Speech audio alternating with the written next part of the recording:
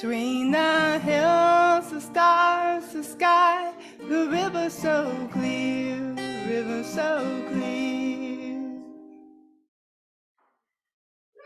Let us join in a spirit of meditation, reflection, or prayer as we deepen into our service and share our opening words for this morning. They come from Kathleen McTeague. We come together this morning to remind one another, to rest for a moment on the forming edge of our lives, to resist the headlong tumble into the next moment until we claim for ourselves awareness and gratitude, taking the time to look into one another's faces and see their communion, the reflection of our own eyes. This house of laughter and silence, memory and hope is hallowed by our presence together. We join Unitarians and Unitarian Universalists all over the world in lighting our chalice. The chalice is a symbol of the spark of life in each of us. And if you're on Zoom and you have your chalice with you, I invite you to turn your camera on and light it with us.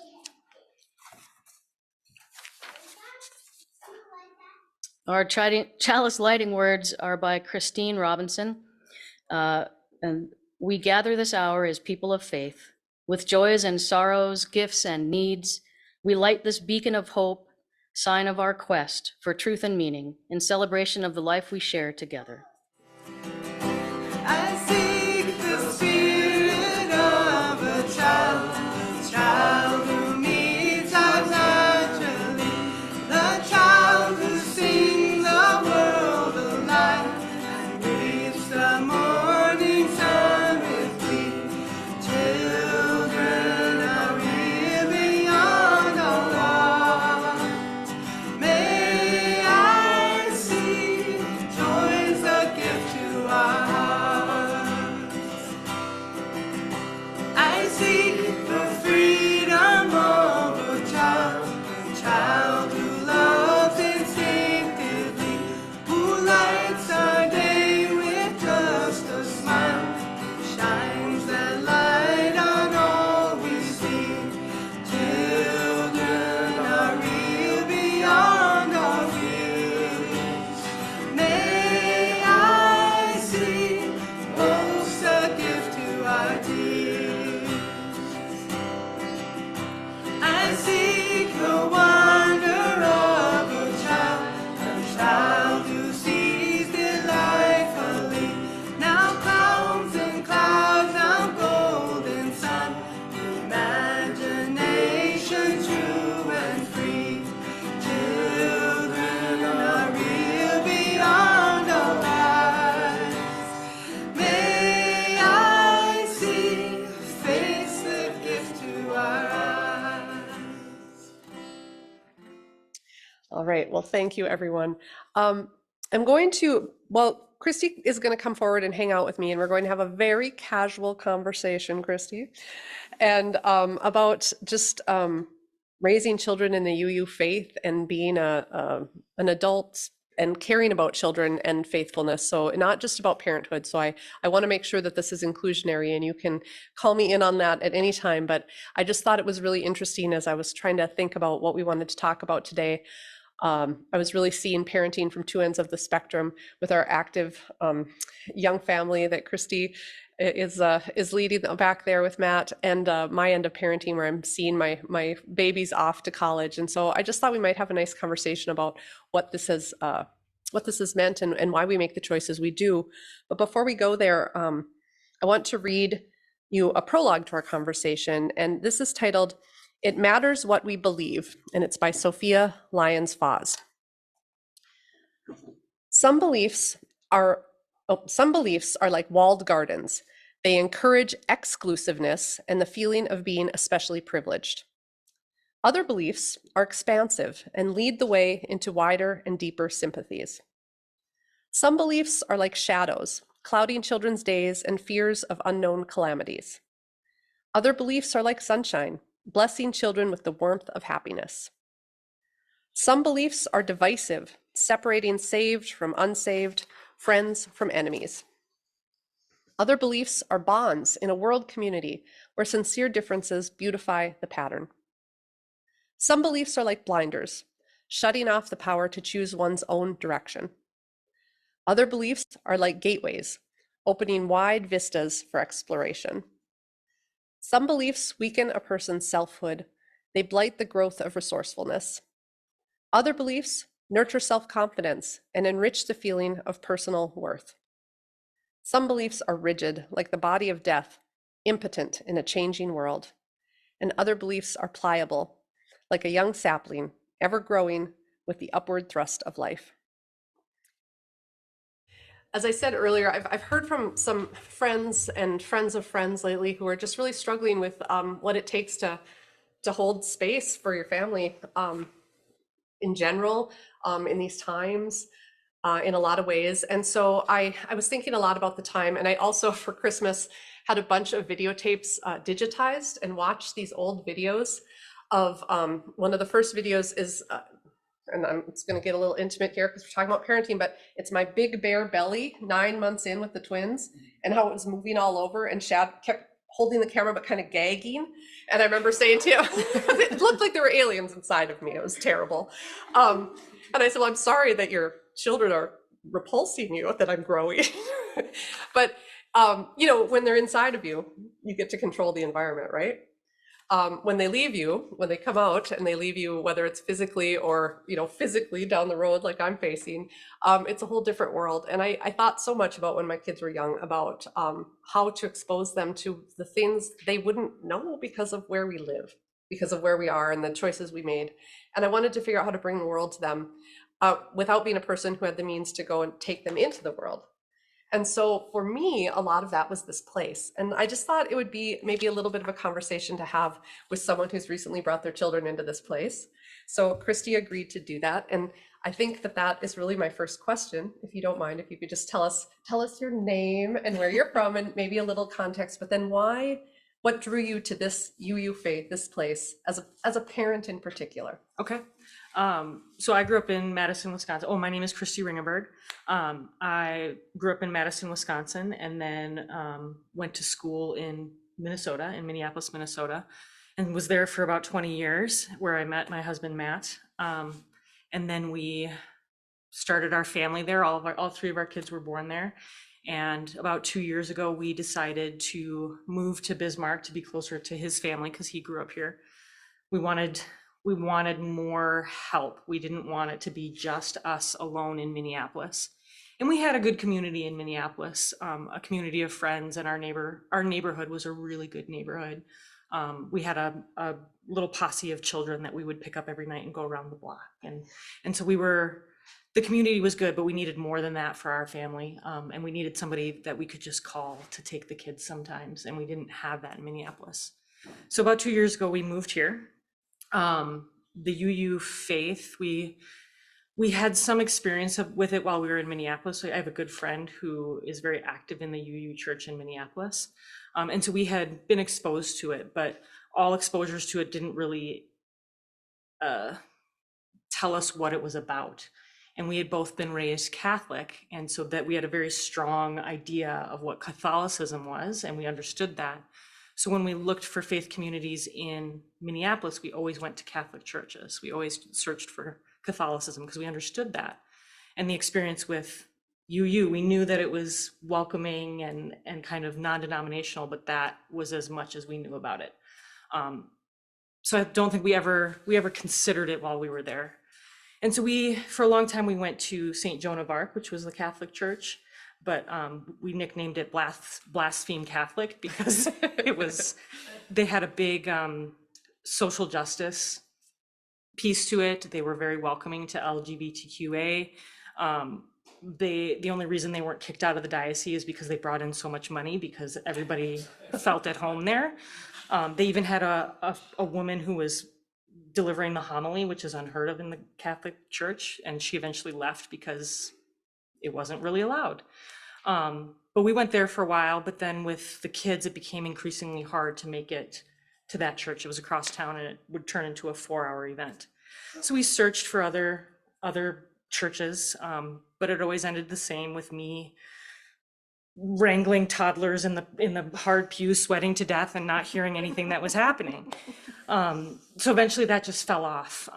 We wanted a faith community for our family, but it just was never working. And so when we moved here, we still wanted that community. But the churches that we were finding here, it felt like it was too much to unteach the things we didn't agree with.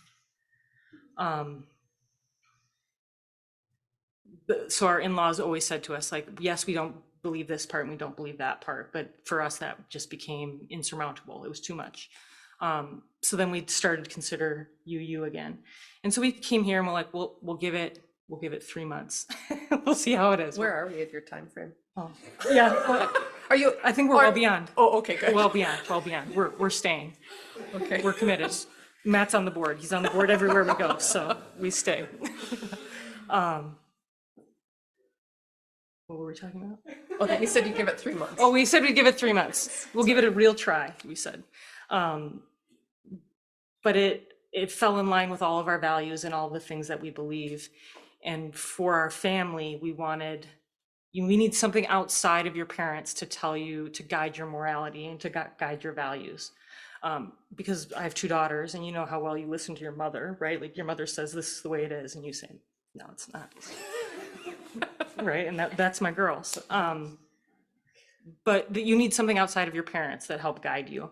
Also, we just needed a community, right? Like Matt has some friends here, but I knew nobody. And so I needed a community. I needed something outside of our house and outside of our family. Sorry, that was really long drawn out.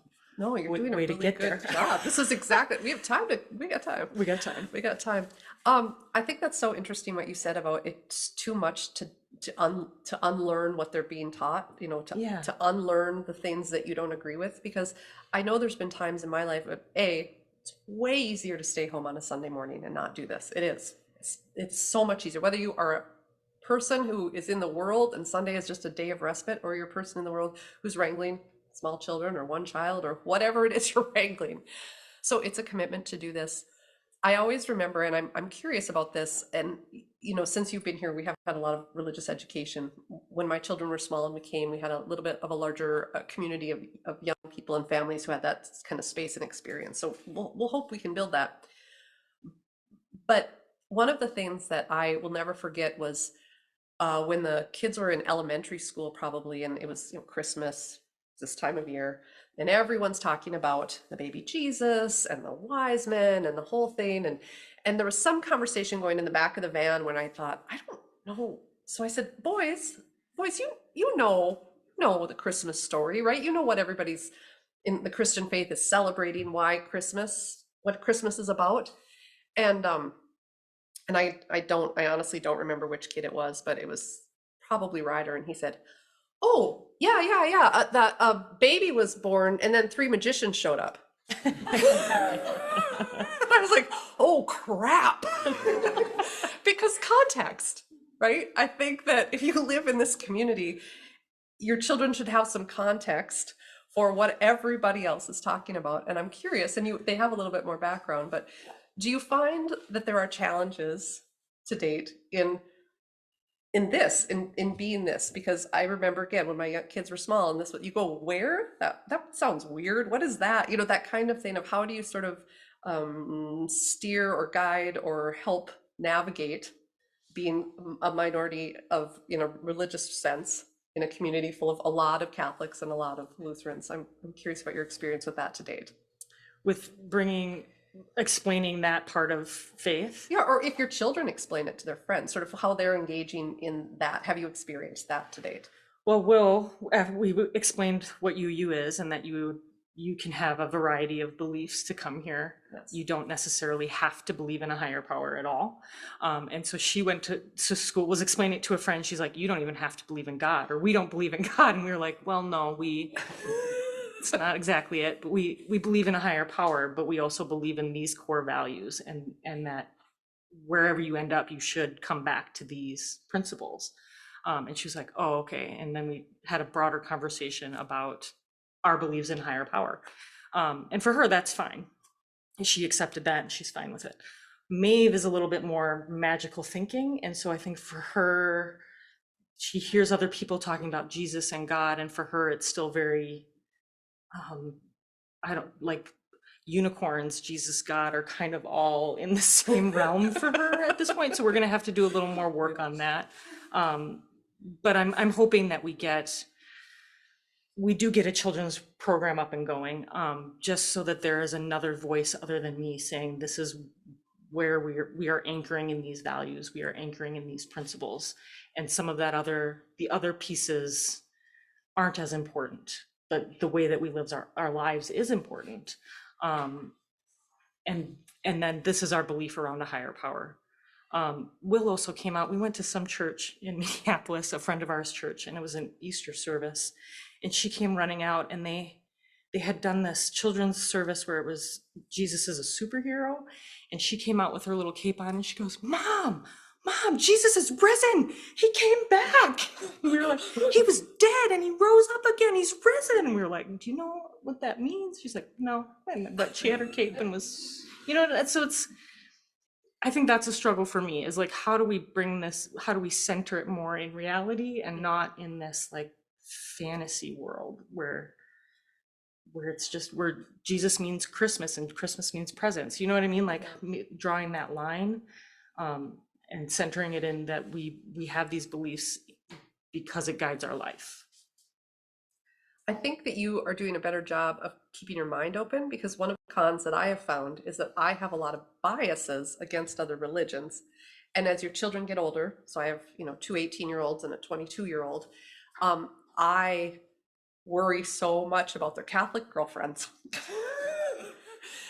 Because those are most of the girlfriends that are out there are Catholic. I'm just telling you now. And the way that applies to how they're viewed, the expectations that come within that family, and we've been I don't want to make it sound as if we're pariahs or anything like that. It's not like that. I think about when the time comes to tie your life to somebody else, and if they come from a really different religious background, something a lot more secular, or a lot more it's my biggest worry, which sounds so strange, but I worry about it a lot, because I want to make sure that they are always true to themselves and don't necessarily and make sure they live in the values, however that plays out for them. And I can't control it. I guess you can't control it.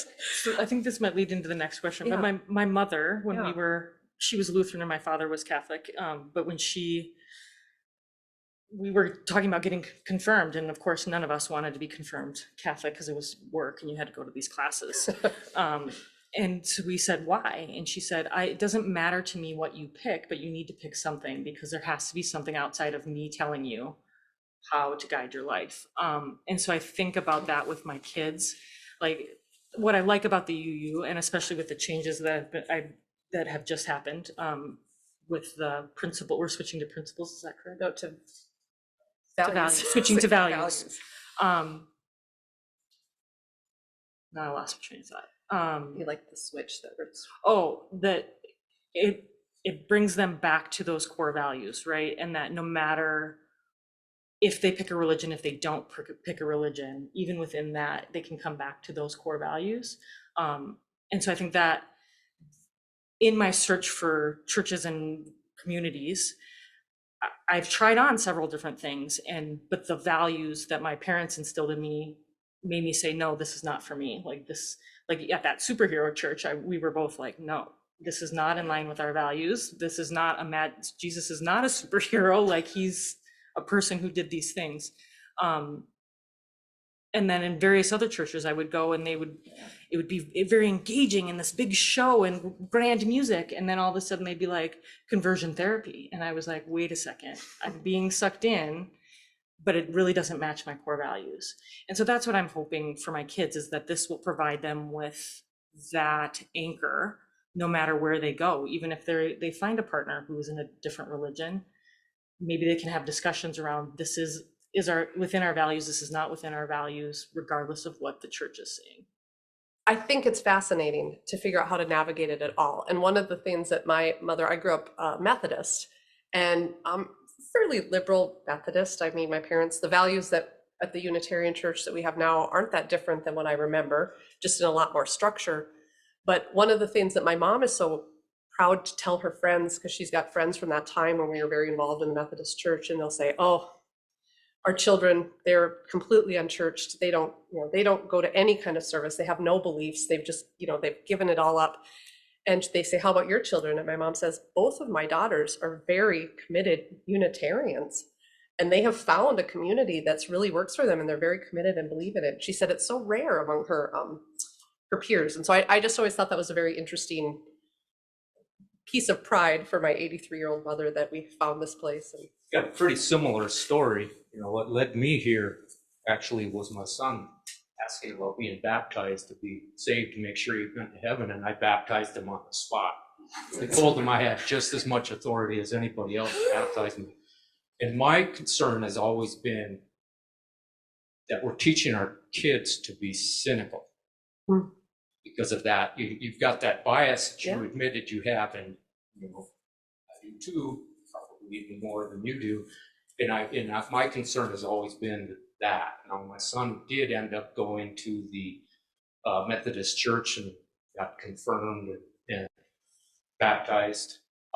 And I told him, that was fine. I told both kids that this was their choice. They can do whatever they want, but I'm afraid a little bit of the cynicism is there regarding organized religion, and that's always been my concern, is that by trying to navigate this, you end up with a little bit of that. I tried to teach them, wherever you find joy and something that makes you feel good, then that's where you should go and where you belong. I appreciate that. And I will say, Owen, who's almost 23, he is my conscience on this, because I will get very cynical and rigid about other things. And he will say to me, you are enacting all the things you dislike about other people right now in the name of being a liberal religious person. And I raised him here to say those very things to me, damn it. So it is a little bit of a circle, though. It's a little bit of a vicious cycle, I find, as an adult navigating all this and trying to bring them up. But so far, they question everything, including me. Good. It sounds like you do this, but just that idea of the context of others' beliefs and the beliefs that we have here. Is there anything that you foresee or hope to be prepared for as they move forward in their lives, as far as, kind of prepping them? Because I think teen years, and there's a lot that's going to be coming at them. There's a lot of choices that get made as they age, as they get into those older years. And what do you hope to arm them with, to use it, but to have that at ready that can come from the community here? I am hoping that they will not be afraid to say what they believe in this community, because it doesn't necessarily match the broader community, not in this building, but what we believe doesn't match the majority of the people that we're surrounded by. So my hope for them is that we arm them with the tools to say, this is what I believe, and have the courage to say that. An example is Will, when she got here, was using they, them pronouns. She had a buzz cut and had been asking me since she was 4 when she would be a boy, because all she had was little boyfriends around our neighborhood. And then we had a conversation in the car around that might not be accepted here. And so if you want to do that, we support you and we'll do that. But just know that you might have some pushback. And she was like, okay. And she thought about it for a long time and then decided she would use she, her pronouns, and now is in another iteration of her personality, right? I don't think this is the last part of her journey in that. But I feel like I shut her down. And so I'm hoping that by coming here that we will build her back up to be whoever she is down the road, and that each one of them will have the courage to actually believe something and put it out into the world, even if it's not the popular opinion, which likely it's not going to be where we are. It was like we were a little bit in an echo chamber in Minneapolis. That was very much the community we were in, and it's not so much here, which was a little scary when we moved here. It was scary. She had like for real buzz cut and was going into the girls' bathroom, and we were concerned about her. But it turned out fine. Everybody we've run into has been very accepting of her, and now she's had an evolution and she is who she is now. But I don't know. I hope to equip them with that. I appreciate that. The thing that I really feel good about equipping my children with is the Our Whole Lives sexual education program. And I'm laughing, but it is like that in certain ways. But one of the most depressing parts about being here is the repression, the sexual repression, and the heteronormative sexual repression, just that sex is bad all around. Everything's bad. Your body's bad, all of that. And so that's one thing I've appreciated so much about this place is having, being able to lift up knowledge of the many ways we show up in the world and who we are, and how if no one's harmed and there is joy and there is safety, there's nothing that's wrong. And that's been really important, and a thing that I hope, again, also that will come from all of this. My reason for joining the Unitarian Church was actually feminism. I was looking for a church that would treat women and men as equals, where a woman could be the leader, the top of the chain. And that ruled out 99% of the churches.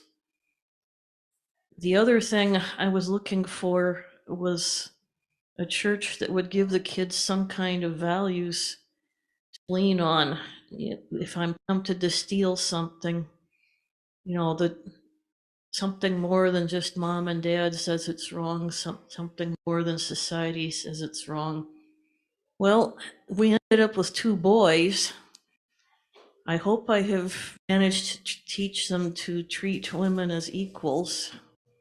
One of them's married and so far so good. The other one is single and probably always will be. He's just not romantic in any way. He'd rather play games on the internet. But there's something wrong with a church that excludes women from being priests, from being leaders. And out of all the churches I've sampled, this is the one that comes closest to treating women and men equally. I don't know the name of it, but I know in decades past, our RE program sometimes included a curriculum that, as I understand it, was kind of gave our kids a basis of knowledge about the overwhelming Christian culture. It'd be like kind of a Bible stories for dummies type of curriculum, so that they would fit into mainstream culture and know what some of these Bible stories are and so on, and not come up with things like baby was born and then 3 magicians showed up.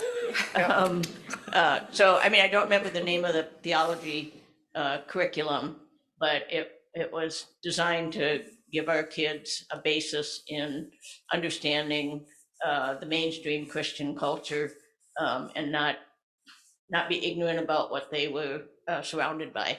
Well, I know if Pat Conrad were here, she would say it's called the Church Across the Street, Stephen, right? The Church Across the Street. And there's a new iteration of that. So that is one of the curriculum I know that's out there that hopefully we'll be able to look at. Yep. Anyway, I agree with that would be a worthy pursuit for RE. So about a year ago or so, I have my son week on, week off with my ex-wife, and so I pick up my son from school, and he's wearing a crucifix, and crucifix necklace, big gold one, and it was like, oh, where'd you get that? He's like, from Paul. It was my ex-wife's boyfriend at the time.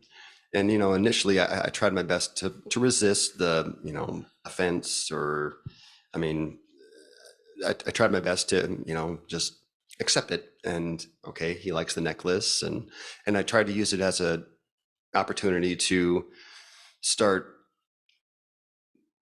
teaching him, my upbringing as a Methodist and my core values that I got from that, and how I still use, even though I'm not a Methodist anymore, but many of those core values that I learned through the church and growing up, and so I use this opportunity to instead push back against it, use it as an opportunity to teach him what Jesus really was about, what I think Jesus was about, and kindness and forgiveness, and to kind of try to put the ghost stories aside. So I have been doing that, and sometimes when my son gets a potty mouth, I say, I'm like, Jesus doesn't like potty mouths, and so he apologized. Sorry, Jesus. It's like, well, Jesus really doesn't care, but I care more than anyway. My point is, so kind of since then, I've been looking for an opportunity to solidify, teachings and even just personal discipline. Marnie, you brought up the fact of, getting up Sunday morning isn't easy. No, it's not. I haven't gotten up early to attend service since my mom drugged me to church when I was 17, 16. So, I've been, disciplined to go into the gym more. It's like, just do it.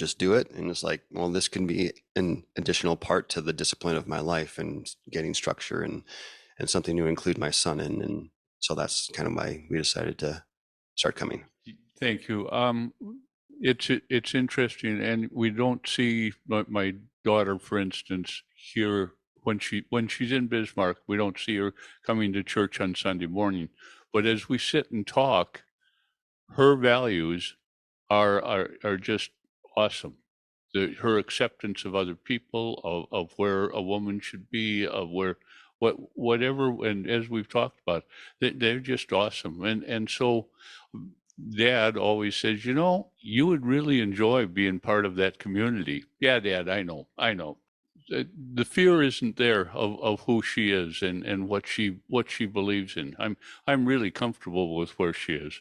And maybe someday she'll decide that, hey, a community of like thinkers would be pretty neat. So being in 7th grade, my daughter is now exposed to lots of people who are inviting her to go to church events and go to the evangelical camp for days. And so it is the conversation that comes up quite often at this age. We were discussing it with my dad, who was very much part of the Catholic Church for all of his life as a deacon. So he was very involved. And so he's like, well, it's time that we teach her about Jesus.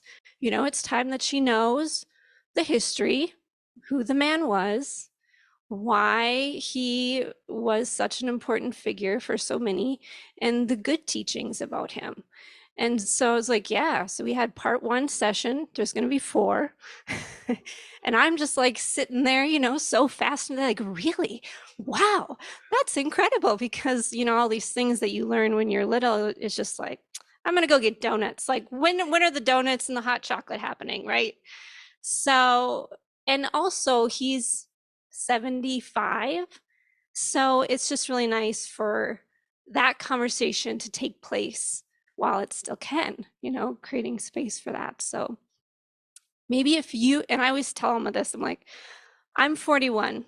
I don't have all the answers. This is from what I know in my experiences, but that doesn't mean that you don't have insight into something else, So keeping that present always, that I am not the expert here. Definitely take input from people around you. I'm 70 years old and I have all the answers. Just so you know. But I started out as Catholic too. And when I joined, when was it, in 84? It was a start of a journey, one I wouldn't have taken if I would have stuck with the Catholic Church. But I'd experienced different religions in different countries, and you start to wonder. Granted, I didn't do a lot of heavy thinking like Janelle might have and realize that something wasn't quite right or whatever. But it was this, the point I like to make is joining this church or this religion, if you would, more, I think it's more of a joining a community that leaves you alone to think your own thoughts and to discover what the world is about. And that's what I started to do. My conclusion is, of course, there were dinosaurs. People are irrational, but you know, there's still a lot of nice people out there, you know, and so I try to live up my values as best I see them and what we espouse here. But the point was, you're free to learn and to discover. I will just mention that it is really nice to be in a place where the children are allowed to be children, which is not a part of Catholicism, which was a problem with the churches that we went to, is that they weren't allowed to just be themselves. I had to wrangle them and keep them quiet, and maybe not because somebody else was making me do it, but because I perceived the need to. But I appreciate that they get to be here and be children, and that I can have an hour to think about something other than making their world right. You know what I mean? Like, I get to expand my brain. So I appreciate that welcomeness that is here. Well, and that was a really big part of how I felt too, is that there have always been children running the aisles and crying and laughing and talking and being themselves here. And it's what makes community, as does all of this conversation. So thank you everyone for this. Thank you so much, Christy. This as a prayer for peace in the world.